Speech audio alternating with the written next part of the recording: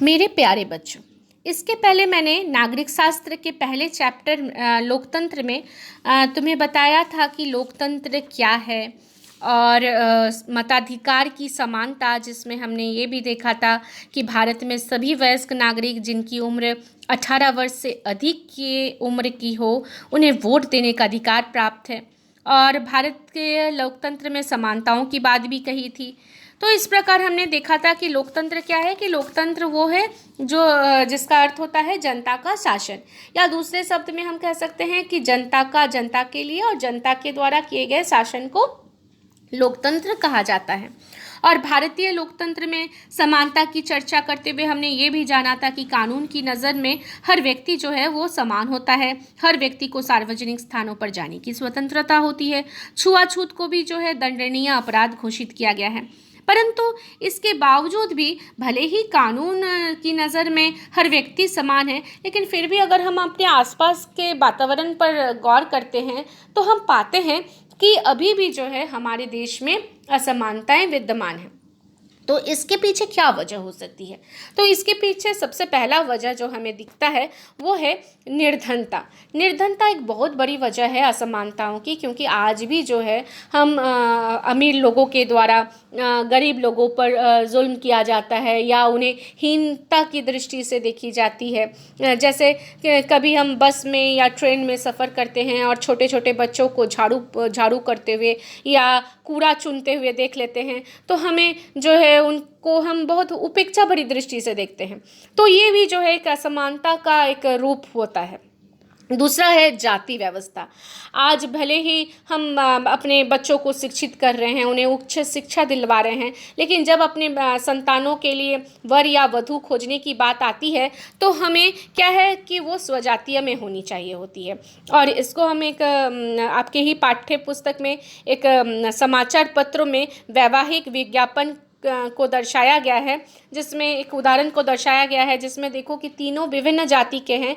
एक जो है वो तैलिक है, दूसरा है ब्राह्मण है और तीसरा कुर्मी, यानी तीन विभिन्न जातियां हैं। और तीनों विभिन्न जातियों में सभी बच्चे जो हैं उच्च शिक्षा हासिल किए हुए हैं। जैसे कि तैलिक में भी हम देख रहे हैं कि पीएचडी किया हुआ है, एमएड है, नेट है, जेट है। सरकारी शिक्षक हेतु स्वजातीय करना चाहिए। उसी प्रकार स्लीम गोरी स्नातकोत्तर कंप्यूटर साइंस में ब्राह्मण करना के लिए स्वजातीय वर की तलाश है।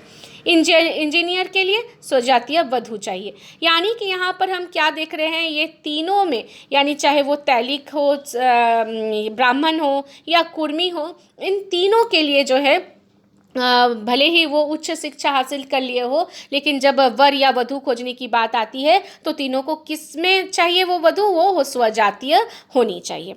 तो इस प्रकार हम देखते हैं कि ये जाति व्यवस्था भी जो है वो हमारे भारत में असमानता का एक बहुत बड़ा कारण है। लिंग में है कि आज भी कई घरों में लड़की का जन्म होना अभिशाप माना जाता है, क्योंकि उन्हें लगता है कि लड़कियों को ज़्यादा पढ़ाना लिखाना नहीं चाहिए, उन्हें गृह कार्य में ही सिर्फ निपुण होनी चाहिए, ताकि उन्हें जो है वर खोजने में कोई दिक्कत ना हो।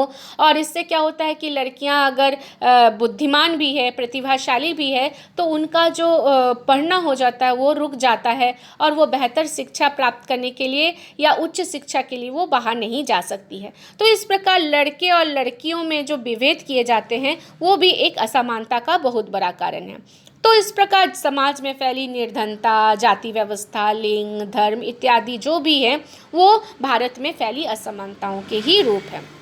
यहाँ पर हम एक तस्वीर देखेंगे। यह है डॉक्टर भीमराव अंबेडकर, जिन्होंने संविधान का निर्माण किया था। इन्होंने एक बहुत अच्छी बात कही थी। इनका कहना था कि सेल्फ रिस्पेक्ट बहुत ज़रूरी होता है लोगों के लिए, और उसको अगर दांव पर लगाकर कोई कार्य करते हैं, यानी सेल्फ रिस्पेक्ट को बेच करके, अपने आत्मसम्मान को गिरवी रख करके को अगर हम कोई कार्य करते हैं, तो मेरे लिए वो कार्य करना मेरे लिए मृत व्यक्ति के समान है। तो उन्होंने ये बात बहुत सुंदर तरीके से ये रखी थी कि अपने आत्मसम्मान को दांव पर लगाकर जीवित रहना अशोभनीय है।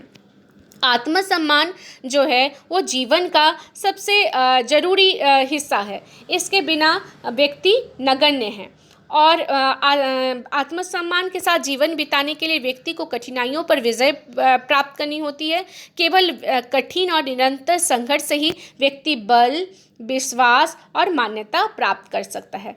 तो ये डॉक्टर भीमराव अंबेडकर जी का कथन था। आप अपने पाठ्यपुस्तक में देखेंगे ये बात जो है वो लिखी हुई है, और सही बात भी उन्होंने कहा है कि सेल्फ रेस्पेक्ट सबों के लिए जो है बहुत ज़रूरी हिस्सा है। यहाँ पर देखो एक तस्वीर देख रहे हैं, ये तस्वीर है बाल संसद के मंत्रीगण की। आप अपने विद्यालय में भी देखे होंगे, हर सरकारी स्कूल में जो है वो बाल संसद का गठन किया गया है। इस बाल संसद का उद्देश्य क्या होता है? इस बाल संसद के गठन का जो उद्देश्य होता है वो ये होता है कि इसमें ये बात कही जाती है कि हम एक लोकतंत्र में रहते हैं, और हर लोकतंत्र की एक मतलब बहुत मजबूत पक्ष होता है, और उसी भावनाओं को हर बच्चों में जो है विकास करना, हर बच्चों में ढालना जो होता है, इसका बाल संसद के गठन का उद्देश्य होता है। तो इसका गठन का उद्देश्य जो है, मतलब एक तरह से हम कह सकते हैं कि लोकतंत्र की जो समझ होती है उस भावना को विकसित करने के उद्देश्य से भी जो है इस बाल संसद का गठन किया गया है। तो हम यहाँ पर देखेंगे कि कई सारे उद्देश्य हैं बाल संसद के गठन के, जैसे विकास हेतु नई नई योजनाएं बनाना, विद्यालय के शिक्षण कार्य के बेहतर संचालन में सहयोग करना। तीसरा पॉइंट है बच्चों को प्राकृतिक व पर्यावरण के प्रति संवेदनशील बनाना, कक्षा में सीखने का माहौल विकसित करना, बच्चों के संपूर्ण व्यक्तित्व का विकास करना, विद्यालय को समुदाय से जोड़ना, विद्यालय प्रबंधन से जुड़े विषयों की पहचान करना, ठोस निर्णय देना, विद्यालय को आकर्षक बनाना, बच्चों की उपस्थिति जो है उसको नियमित करना, समय सारणी के अनुसार जो है वो पठन पाठन का कार्य करना, शिक्षण सामग्रियों में जो है वो यहाँ पर जो शिक्षण सामग्रियाँ जैसे कि बेंच, डेस्क, ये सब जो है उसको ठीक से रख रखाव करना, और जैसे चौक, डस्टर, इनका प्रबंध करवाना, इनको रख रखाव करना, और जो सबसे इम्पॉर्टेंट होता है वो है विद्यालय को स्वच्छ रखना, जहाँ पर हम सारे बच्चे जो है अपना 6-7 घंटा स्कूल में बिताते हैं, यानी कि वो उनका एक दूसरा घर के समान ही हुआ। घर को जिस प्रकार हम स्वच्छ रखते हैं, अपने कमरे को स्वच्छ रखते हैं, उसी प्रकार विद्यालय के प्रांगण को भी, अपने विद्यालय के कमरों को भी जो है स्वच्छ रखना चाहिए। जो पेड़ पौधे लगाए हैं तो उन्हें समय समय पर पानी का छिड़काव उन पर होते रहना चाहिए। तो ये सारे जो तुम्हारे बाल संसद है उनके मंत्रियों के सारे मंत्री बने हुए रहते हैं, उपस्थिति मंत्री बने रहते हैं, स्वच्छता मंत्री है, पोषण मंत्री है, स्वास्थ्य मंत्री हैं। तो ये प्रधानमंत्री के अलावा भी कई सारे मंत्री होते हैं जिनका ये सब कार्य जो है उनके देखरेख में किए जाते हैं। यानी पूरा एक लघु पार्लियामेंट का रूप जो है ये नज़र आता है ये बाल संसद में। तो इस प्रकार जो है बाल संसद जो है वो लोकतंत्र के जो विकास है उसको वो इसमें दर्शाता है। तो यहाँ पर जो है यहाँ पर आप देखो कि भारतीय संविधान में समानताओं की अनेक बातें कही गई है, और असमानताओं का भेद न हो, असमानताएं न हो, इसके लिए कई अनुच्छेद भी बनाए गए हैं, जिसमें एक अनुच्छेद है अनुच्छेद 15 आर्टिकल 15। इसमें ये बात कही गई है कि राज्य का कोई भी नागरिक चाहे वो कोई भी धर्म का हो, किसी भी मूल वंश का हो, जाति का हो, लिंग का हो, कहीं का भी जन्म उसने लिया हो, तो उस आधार पर उससे भेद नहीं हो सकता है।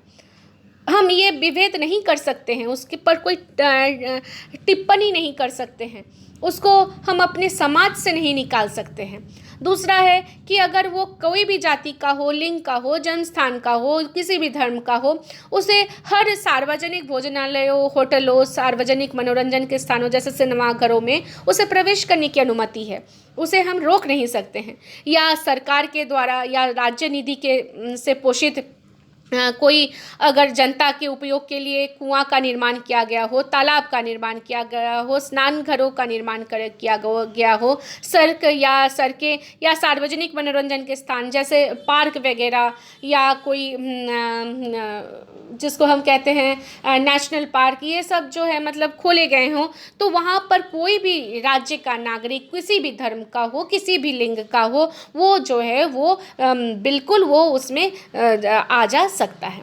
तो ये सारे जो है आर्टिकल 15 में ये बात कही गई है। तो इस प्रकार हम देखते हैं कि असमानताओं को दूर करने के लिए जो है कानून भी जो है एक समान सबको देखता है, और आर्टिकल 15 में भी ये सब बातें की गई है ताकि समानताएं जो है वो रहे।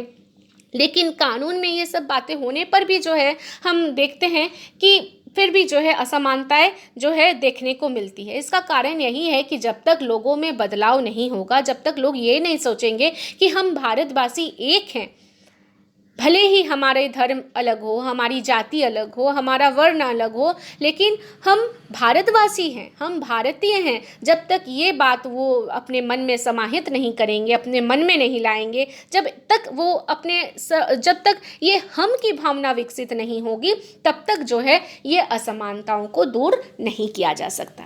अब यहाँ पर प्रश्न आता है कि क्या लोकतंत्र में सिर्फ भारत ही वो देश है जहाँ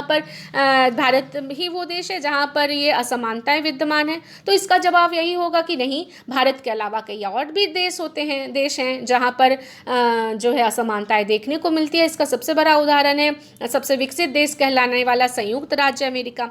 संयुक्त राज्य अमेरिका में पहले क्या था, नस्ल भेद की बातें थी। वहाँ पर अफ्रीकी अमेरिकन जो लोग थे, जो जिनके पूर्वज गुलाम थे और जिन्हें ज़बरदस्ती अमेरिका में लाया गया था, उनके साथ वहाँ के जो मूल निवासी अमेरिकन थे उनके साथ भेदभाव करते थे।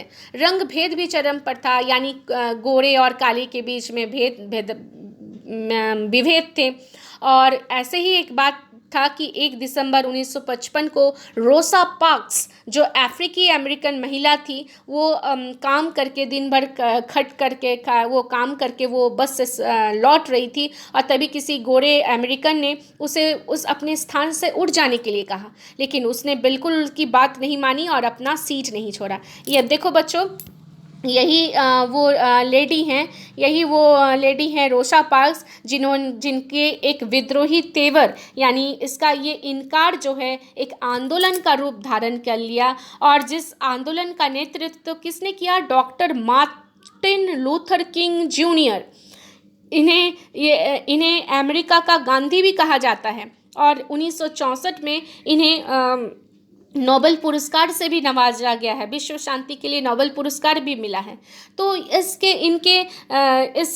अधिक आंदोलन के फलस्वरूप क्या है कि आज अमेरिका में जो है ये कानून बना है, एक नागरिकता का कानून बना है, जिसके अंतर्गत अफ्रीकी जो अमेरिकन हैं उनके बच्चों को भी जो है कोई भी स्कूल में उनका दाखिला मिल सकता है, और उनके साथ कोई भी